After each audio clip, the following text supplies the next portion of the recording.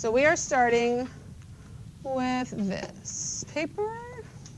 It looks like this. So turn it over to this side. And you're going to take the left-hand side, and you're going to fold it into the middle where that line is, and then you're going to crease it. Then you're going to take the right-hand side, and you're going to fold it into that line to where that crease, to fold it into where that line is, and crease it. So you have something that looks like this. Check your neighbors, because I'm not lying when I'm saying some people struggle. It's okay. We all have our strengths and weaknesses, but I don't need people doing this backwards and cutting wrong because I don't have any extras. Okay, everybody with me? Check your neighbor. Do we all look like this? Okay, so now if I open it all the way back up, do you see how there's two lines that go all the way across the paper, like in separating the sections? Well, first of all, we're not going to cut all the way across that line because it cuts the paper apart, and that makes no sense. But what we are going to do, I'm going to turn this. So if you look where this P is, and it says, if so, just do, and there's a blank, and then there's this line that goes all the way across the paper. We're going to cut on that line just to that first crease, like so it just creates a little door. See a little door here? Then you're going to do that again here and on the other two sides, so you'll have 6 little doors when you're done. Don't cut all the way across, it cuts it apart, and it makes no sense.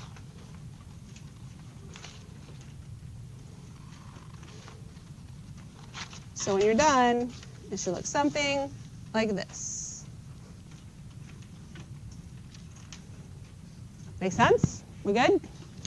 There you go. Thank you for being my model there. And now I'm going to find mine.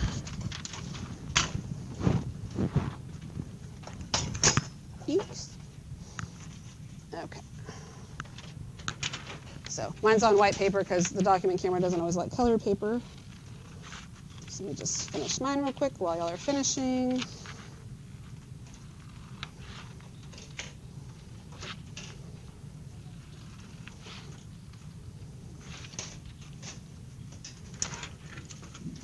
I also, I put colored pencils on your tables. You don't have to use them. They're there if you want to use them. During any kind of notes, but especially when we're graphing the rationals, some people like to use them just because it, you can like make your asymptote a different color or whatever. It's totally up to you, but they are erasable, so if you mess up, that's good. A lot of colored pencils are not erasable. And I also put a pencil sharpener on your table in case they're trash, so totally up to you, but I want to give you that opportunity. All right, are we all done cutting? We're ready to go. Okay, so this little foldable here gives us everything we need to do to graph rationals. Because remember, for the great majority of rationals that we're going to graph, there isn't a parent function. It's not like when I look at the equation, I know, oh, it's going to look like a parabola, but I'm going to have transformed it somehow. Like, that's not what's happening here. We have to have all these little pieces to be able to put it together like a puzzle. Okay? So this is PPD, and then we have an RA, a T squared, an E, and a Y. So that RA T squared EY makes a little word. Thank you. I want to go pick up those papers you need. So under this PPD on this first little door here, and I apologize, when I'm at the board, my body's always in the way. When I'm on the document camera, my hand's always in the way. I don't know how to fix that. So RA T squared EY, okay?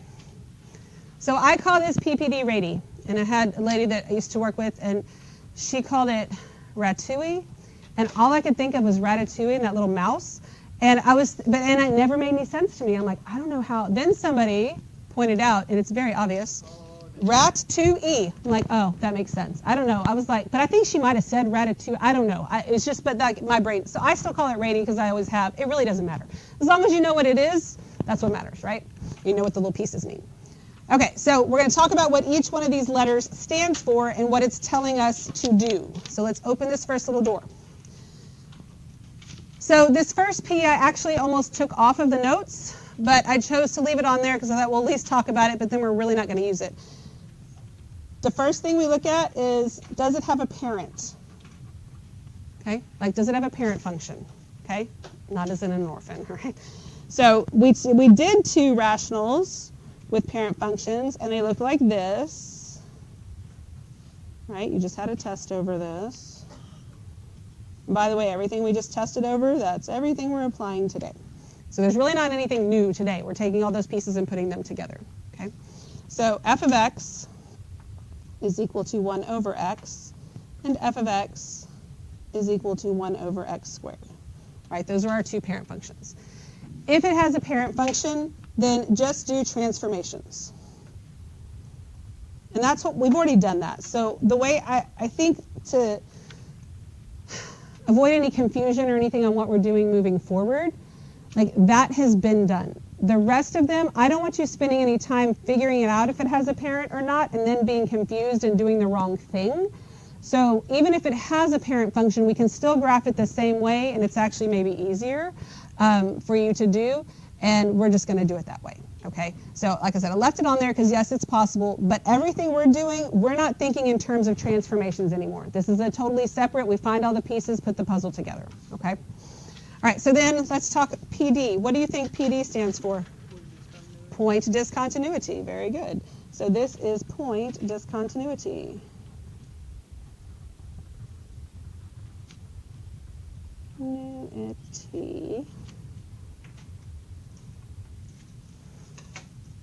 Point discontinuity, and we know how to find that, right? Those are factors containing x, a factor or factors that is common to the numerator and denominator.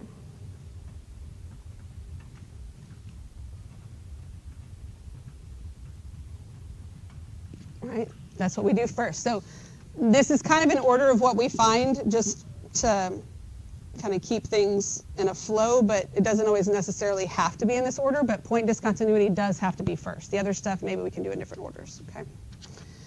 All right, we good on that? So that's your PPD, which really we're just looking at the PD part, right? We start with point discontinuity. We know how to do that. All right, so then the next thing is an R. R stands for roots. What's another word for roots? Zeros, okay? So I guess they just didn't want this to be Zadie. I don't know, but I mean, whatever. They're roots. Okay. So our roots are the x-intercepts. And this is a rational function, which means we have numerator and denominator. Where do the zeros come from? The numerator.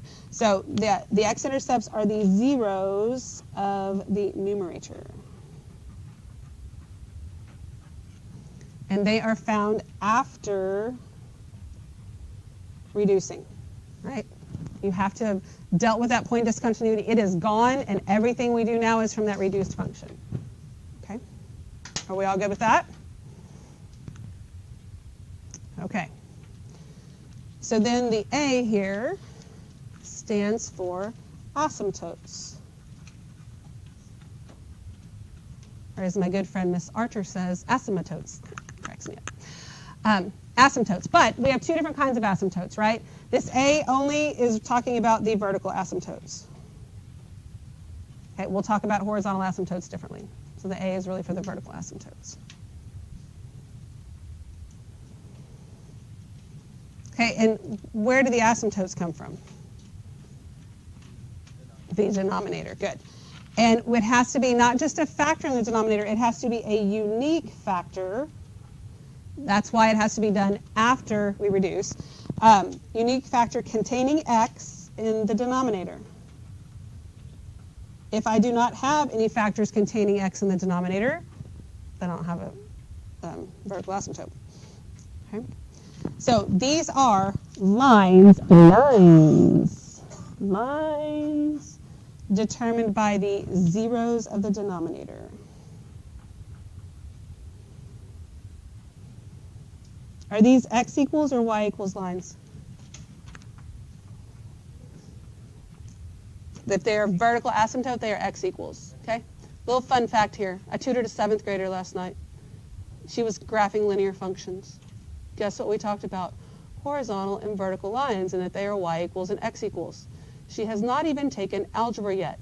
If you still don't know the difference between x equals and y equals lines, let that sink in. I do not say those things to make you feel stupid. That is not my intention. My intention is maybe you go, oh dang, we learned that before algebra and I still don't know it. Maybe I should figure it out. right? Okay. Rant over for now. I'm sure I'll come back to something I want to rant about. All right, so then, so that's your asymptotes, right? We good?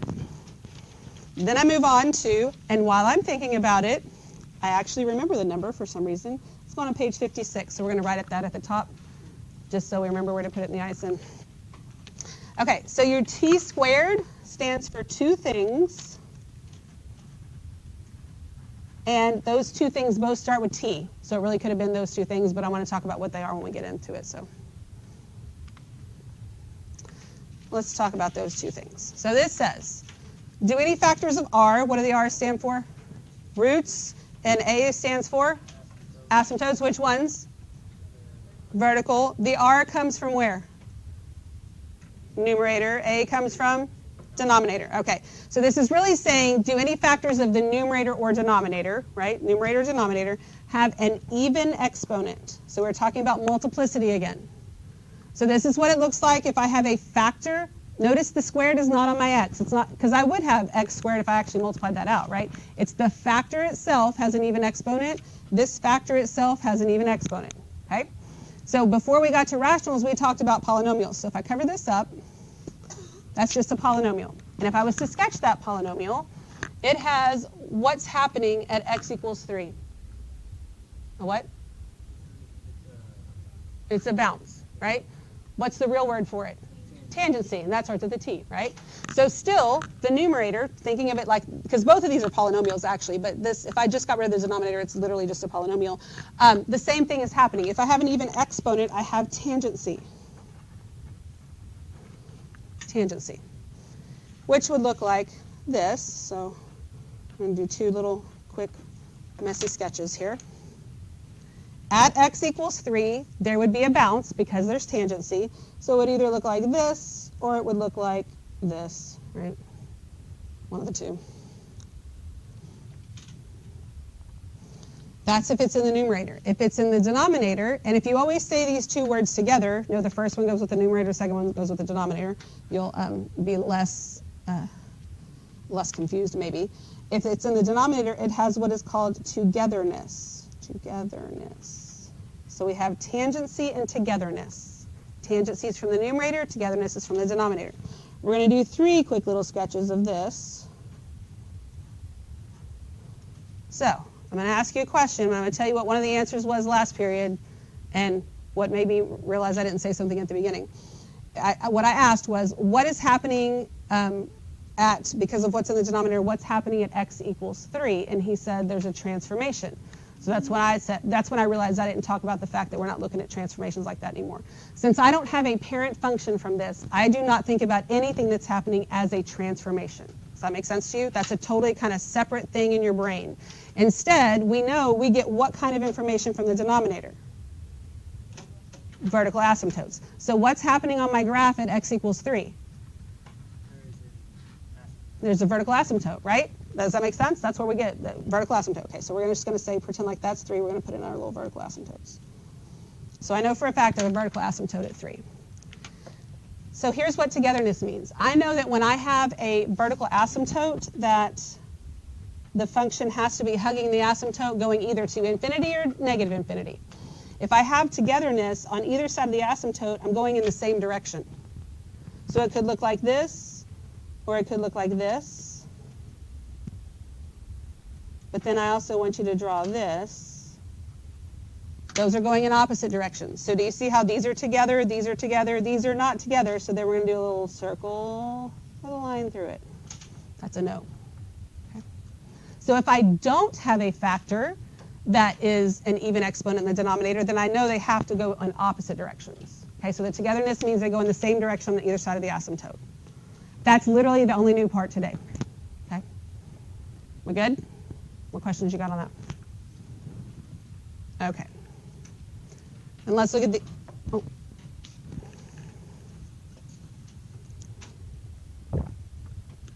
Okay, let's look at the E. E stands for something we've been doing all year long, and that is end behavior. End behavior. So that means it's as x approaches infinity, that's what makes it end behavior. F of x approaches what? Right? And what that we graph tells us about end behavior. Asymptotes, the horizontal asymptotes, right? Okay, and the degree could tell me about that as well. So that's like from the function, but from what I'm graphing, so you're not wrong, but that's not from a graph. Okay, so we got asymptotes. Horizontal and slant asymptotes, right? So a horizontal asymptote, we're going to abbreviate as HA. So what we look at is my rational top-heavy, bottom-heavy, or tied in degree, right? So if it is top-heavy, what does that tell me about the horizontal asymptote? There's none. Okay. Bottom-heavy, what does that tell me? Y equals 0. It is an equation of a line, right? If it's tied in degree, y equals what? Maybe. It's the ratio. It equals the ratio of the leading coefficients of the numerator and denominator. Okay. Can I have a horizontal and a slant asymptote in the same graph? No, I cannot. I have one or the other. So if it's bottom heavy or tied in degree, I have a horizontal asymptote. Slant asymptote can't exist. If it is top heavy, though, that's what opens the door for slant asymptote. Just because it's top heavy, does that mean for sure I have a slant asymptote? No, it has to be 1 greater. Good. So the degree of the numerator is 1 greater than the degree of the denominator. Which means we literally divide, and what do we do with the remainder?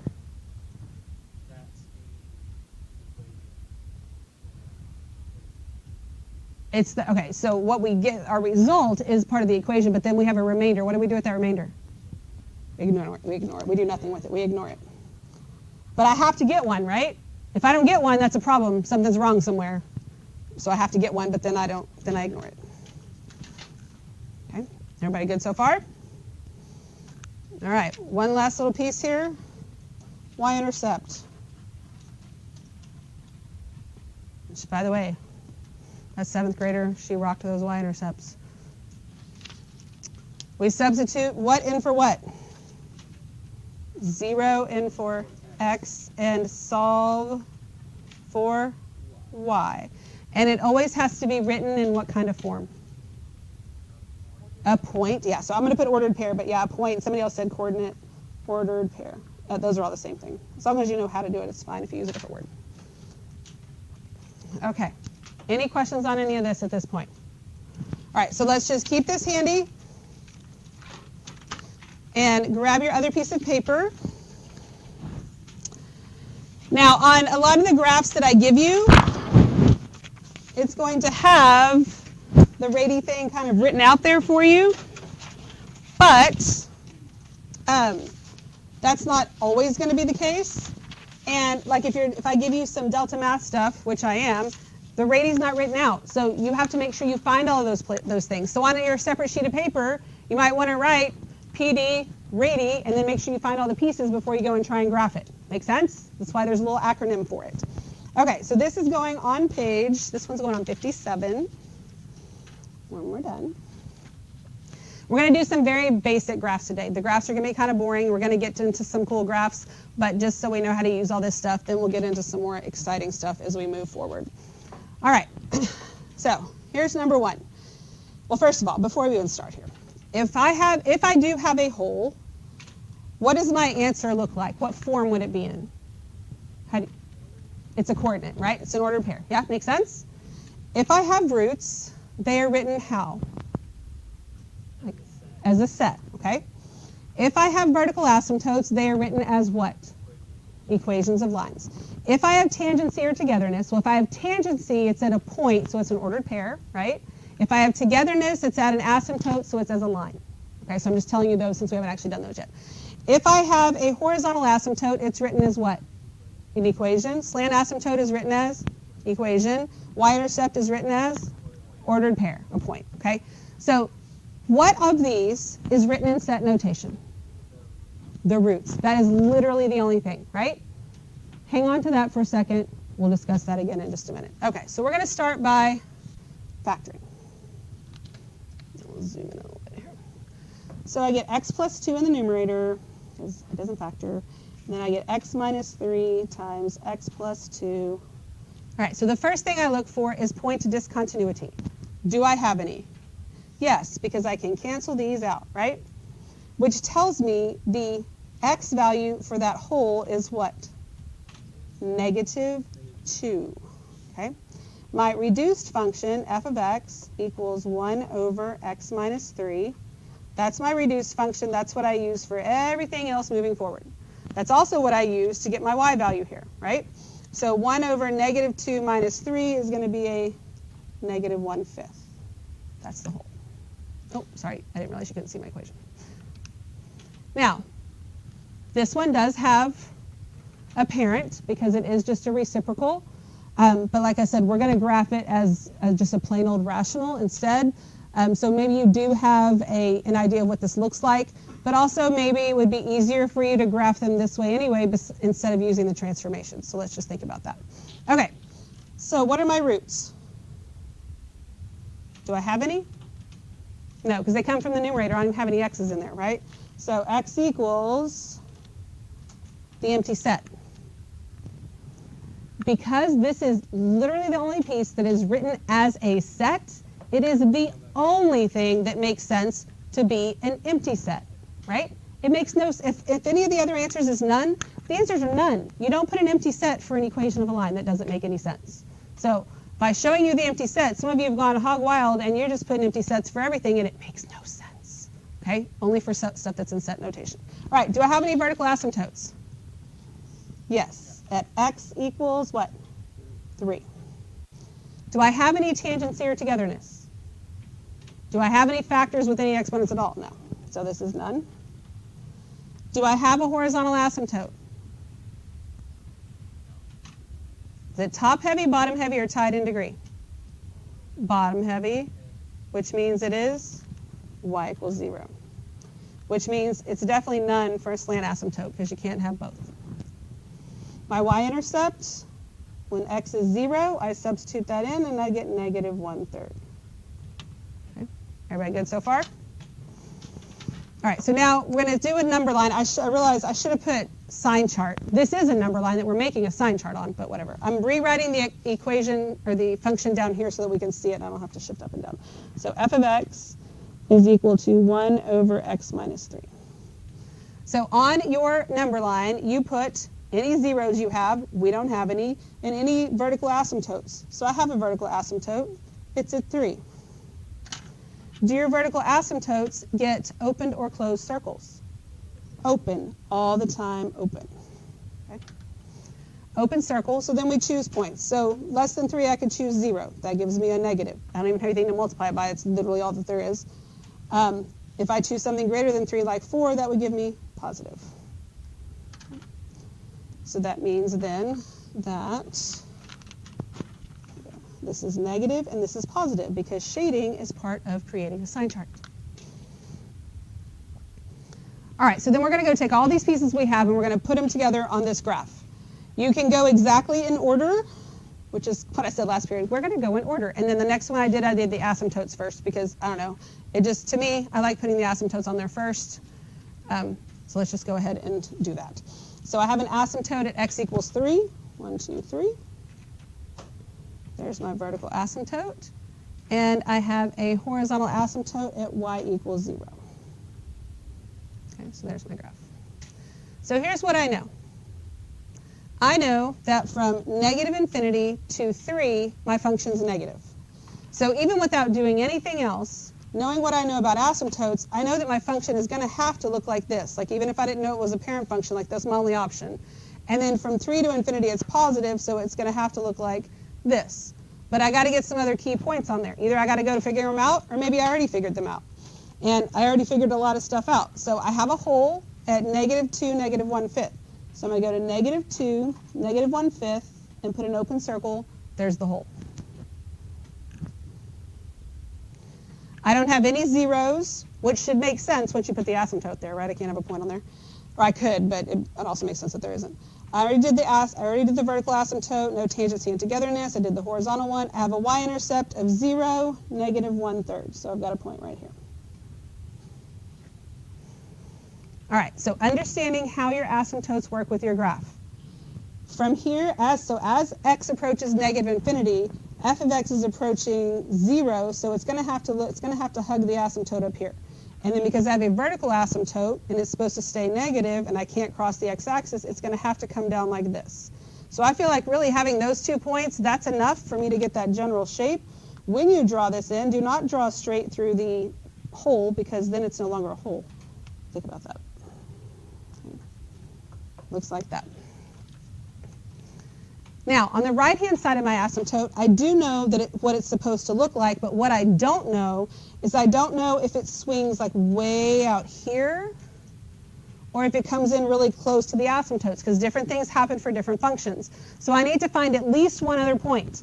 So on the right-hand side of 3, let's go with 4. We're going to find f of 4. F of 4 is 1 over 4 minus 3, which is just 1. So that tells me I can go to 4, 1, and make a point. And I feel like that 1 point is enough for me to know how close it comes in. And I'll sketch this in like so. So again, on this one, we should have had a general idea since it did have a parent function. But I was because I did it this way and not with transformations, I didn't miss the fact that I had point discontinuity, and I also got to graph it with less points. What questions do you have? We're good so far? Okay. Flip it over then. Let's look at number 2. All right. So we start with factoring. This gives me x minus 3. No, it does not. Holy cow. This gives me, okay, let's start over. This gives me x minus 2 times x plus 1 over x minus 2. I do not know where I got 3 from. Oh my God, and then I wrote 3. Holy crap. This is, and I can't erase, this is a 2. I guess because I was saying I don't know where I got 3. That's a 2. That's okay. I'm about to cancel things out anyway, right? I have point discontinuity. Yes, so I can make this mess go away. What's the x value for the whole? 2. Okay, so my reduced function is f of x equals, let's see if I can write this correctly, x plus 1. This is the reduced function that I use for everything else. So the y value of the whole is 3. Okay. Do I have any roots? Yes. X equals what? Negative 1. Do I have any vertical asymptotes? No. So this is none. Do I have any tangency or togetherness? Nope. So that's none. Do I have any horizontal asymptotes? No. Don't even have a denominator, right? Slant asymptote, we're going to put none, but we are going to come back and revisit the fact that it's its own slant asymptote. Just don't want to really confuse things right now. Okay. And then my y-intercept is when x is 0, so it's 0, 1. Now, this is an equation of what? A line. It's a linear, right? And we know that.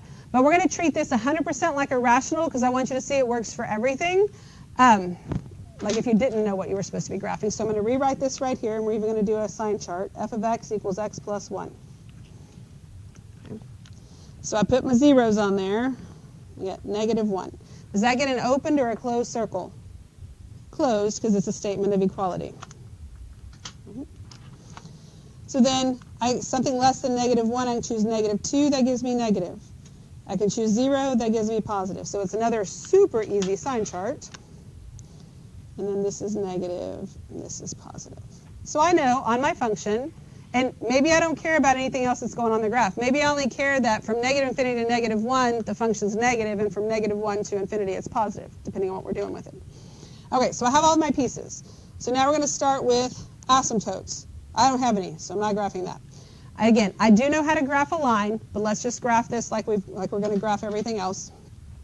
Start with the point discontinuity at 2, 3. So I'm going to go to 2, 1, 2, 3. I'm going to put the hole there. I have a root at negative 1, and I have a y-intercept at 1. And you can see from negative infinity to negative 1, my function's negative, so I know that this comes down here. From -1 to infinity, it's positive. I do know it's a line, so I'm not trying to make any kind of curve.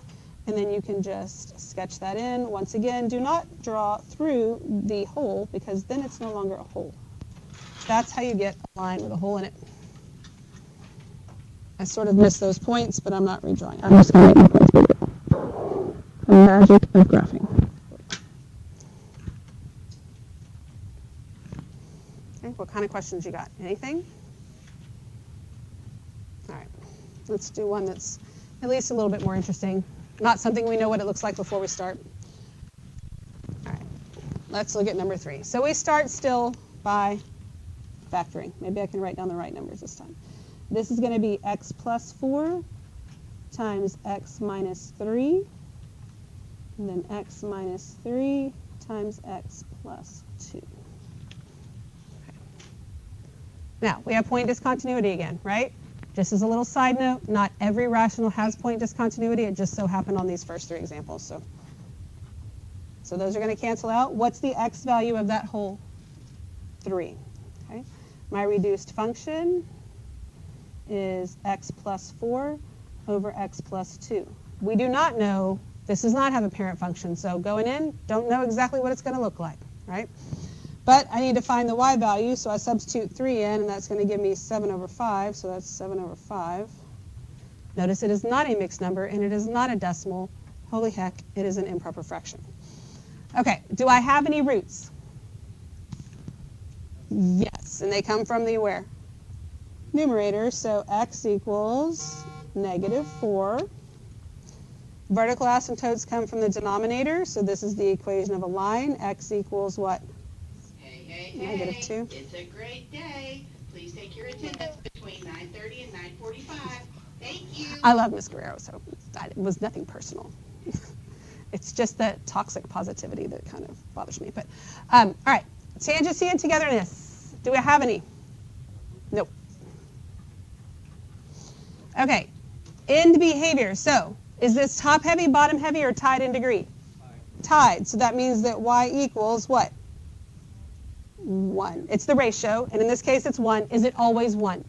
No, you have to look at the ratio. It could be. It may be a lot. It is, but all right, so that means I do not have a slant asymptote. And my y-intercept is when x is 0, so that gives me 0, 2. So then I rewrite this right here so I can see it when I move this. It's also not a bad idea just because you're going to use it for this. X plus 4 over x plus 2. Okay.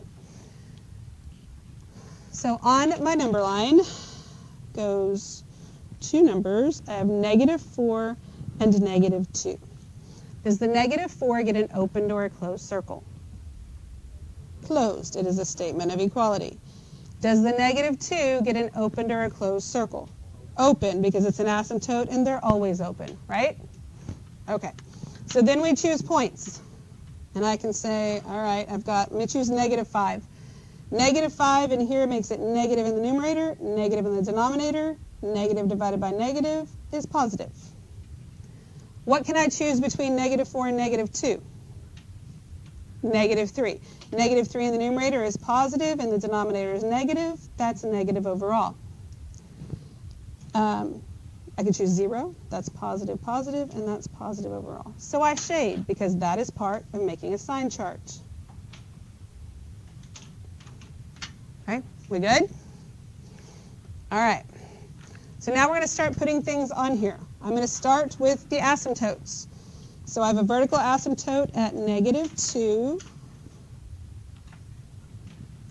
And then I have a horizontal asymptote at 1. You don't have to do them first. You can go in order. It's just kind of a preference of mine. As long as you get it all on there, you're fine.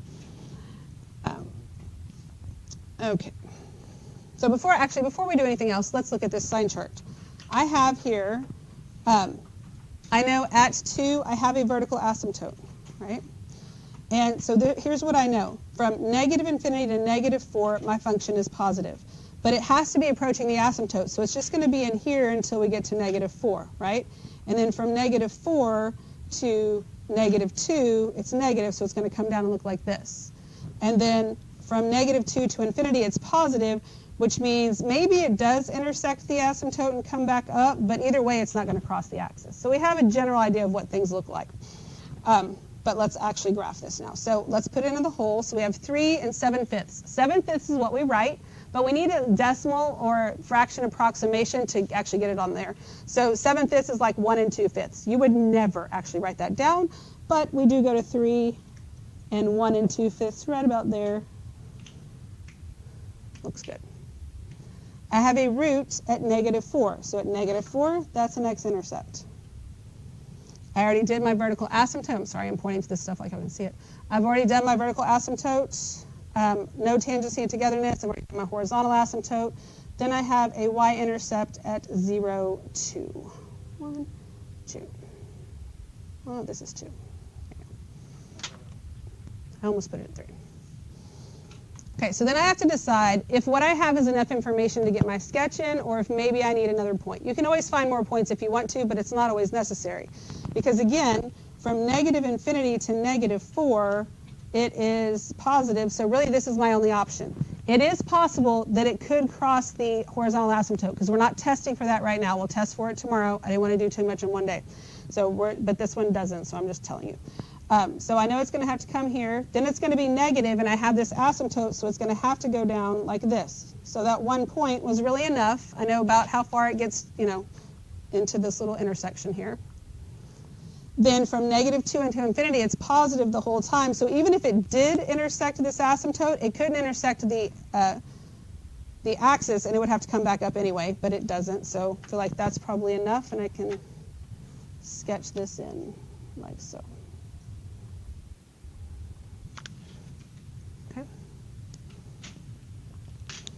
Like I said, these graphs are kind of boring. We'll get into better graphs, which you'll see how it works. What questions you got? Okay, so fold this one in half, just in half. I would say when you put this one down in your ISN, just maybe put a piece of tape here and here. Just tape it in where you can still use it. I see some people like tape theirs closed. That didn't even make any sense. And then this one, I would say if you just put it down on the page and open it up, and then you can just put a piece of tape across the top and the bottom, and it should be fine. Okay? We good? And you do have an assignment in Delta Math. It's just identifying some of this stuff that we just did. All right? So make sure you actually look at that, maybe before tomorrow, before we start graphing more, so you know what's going on. Okay? The other issue is some of you get yourself into. Some of you are frantically going to be trying to do other assignments you never did, and Delta Math correction so you can correct your test, and then you ignore the assignments that are being made now, and you're just digging yourself into a bigger and bigger and bigger hole, and you're never going to be able to get yourself out of it. You've got to be able to reset at some point and keep up as we go. That is the best thing for you.